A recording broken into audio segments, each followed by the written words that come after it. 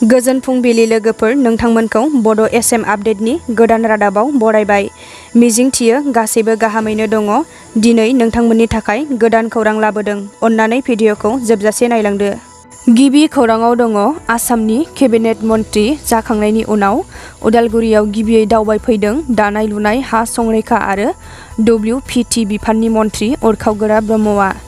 मैया भेरगाव जिल्ला UPPLनि गाहाय मावखुलियाव जिल्लानि दैदेनगिरिफोरजों जौगासारनाय हाबाफारिनि सायाव सावरायलायखांनायनि उनाव खौरांगिरिफोरनि सिगाङाव उदालगुरि जिल्लायाव हा गिसिखानायनि सायाव नायदिंनो फैनायनि बाथ्राखौ फोरमायना टंला ननय दैमायाव RIDF बिथांखिनि गेजेरजों 1 कौटिनिबो बांसिन रांजों खामानि मावनाया माबायदि जादों बेखौ नायदिंनो फैदों। जिल्लायाव बहा बहा हा खुरखानाय सोलिदों बिनि बागैबो सुलाद लानो गिबियै फैदों।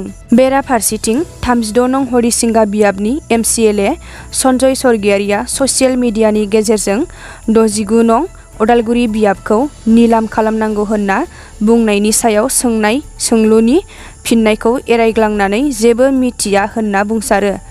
बिनि उनाव बिथां मन्थ्रिया उदालगुरि फारसे दावबायलाङो। नैथि खौराङाव दङ जमेट' जाग्रा आदार जगायग्रा हौवासाया ड्राग्स फालांगिरि खालामनानै जरहाटआव हमजादों।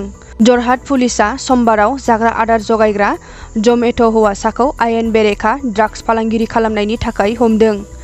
जमेट' हौवासाखौ जरहाट पुलिसआ अरिन्दाम होनना सिनायथि होदों। मख'थावना दि जाग्रा आदार जगायग्रा जमेट' हौवासाया ड्राग्स फालांगिरिजों लोब्बा थानायनि दायाव हमजानायजों लोगोसे सानै सुबुंखौबो जरहाट पुलिसआ हमदों। सानै सुबुंखौ राज साहु आरो बिकि चौधुरी होनना जरहाट पुलिसआ सिनायथि होदों। थामथि खौराङाव दङ गसाइगावआव 10 बोसोरनि सिगां बानायनाय सुइस गेटखौ नायदिंहैदों EM रेवरेवा नार्जिहारिया।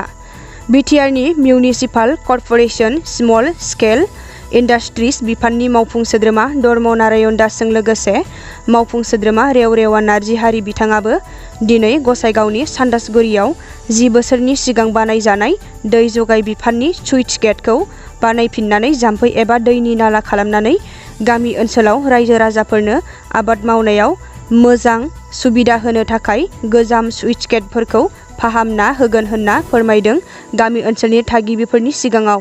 BTCनि मावफुं सोद्रोमा रेवरेवा नार्जिहारि बिथाङा खौरांगिरिफोरनि सिगाङाव बुंथियो दि सुइस गेटखौ थाबैनो बानायफिननानै गामि ओनसोलाव आबादारिफोरनो नांगौबादि दै जगायनानै होगोन होननानै।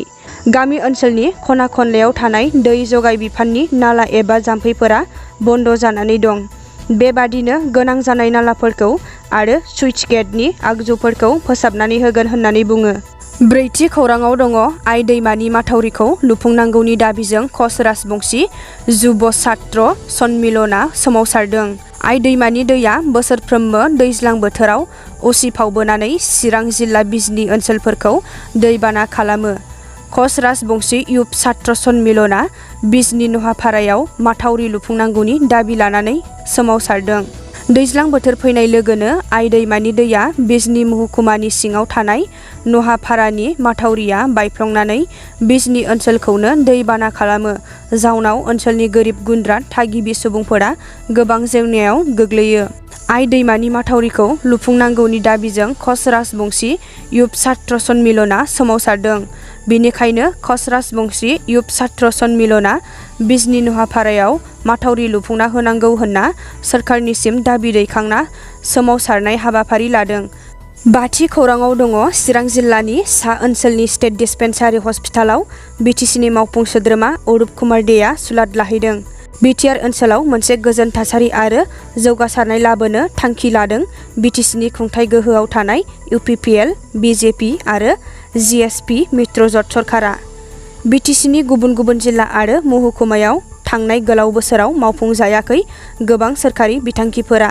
बेबायदिनो चिरां जिल्लानि गुरुबासानि स्टेट डिस्पेन्सारि हस्पिटाल, रुनिखाथायाव आद्रायै लुफुंजानाय गं 30 बिसिना गोनां स्टेट डिस्पेन्सारि हस्पिटाल आरो सान्तिपुराव थानाय स्टेट डिस्पेन्सारियाव मैया बिटिआरनि सावस्रि बिफाननि मावफुं सोद्रोमा अरुप कुमार दे सम्पगा हरखाबै दावबायनानै सुलाद लाहैयो। चिरां जिल्लानि सा ओनसोलाव थानाय रायजो राजाफोरनो थारैनो गोग्गो सावस्रि सिबिथाय मोननो हायि, बिनि थाखाय बिटिआर सोरखारा खामानि मावगोन होनना बुंथिनायजों लोगोसे रुनिकाटा ओनसोलनि थागिबि रायजो राजाफोरा जाहाथे गोग्गो सावस्रि सिबिथाय मोननो हायो बेनि थाखाय आद्रायै लुफुंजानाय रुनिकाटानि 30 बिसिना गोनां स्टेट डिस्पेन्सारि हस्पिटालखौ थाबैनो लुफुंनाय जागोन होनना रादाय होयो। दथि खौराङाव दङ इउपिपिएल दैदेनगिरिफोरनि गेजेराव सोमजिदों दुंहाव थासारि। ससियेल मिडियायाव होनाय इउपिपिएलनि एमसिएलए सन्जय सरगियारिनिसिम गांसे लाइजाम। बिटिआरनि हरिसिंगा बियाबनि इउपिपिएलनि एमसिएलए बिथां सन्जय सरगियारिया बावैसो सानफोर सिगां दोलोनि बेरेखा थामहिनबा उदालगुरि बियाबखौ निलामाव होनाय आयदानि बागै ससियेल मिडियायाव लिरनानै बिटिआरनि गाहाय खुंगिरि लेङाइ गाहाय खुंगिरि आरो इउपिपिएल दोलोखौ गाज्रि मुं गोसारहोनायनि थाखाय इउपिपिएल दोलोआ बिथां एमसिएलए सन्जय सरगियारिनिफ्राय सानथामनि गेजेराव रोखा खेंफेरथि आरो जाहोनखौ फोरमायथिनो लाइजामनि गेजेरजों खावलायहरदों।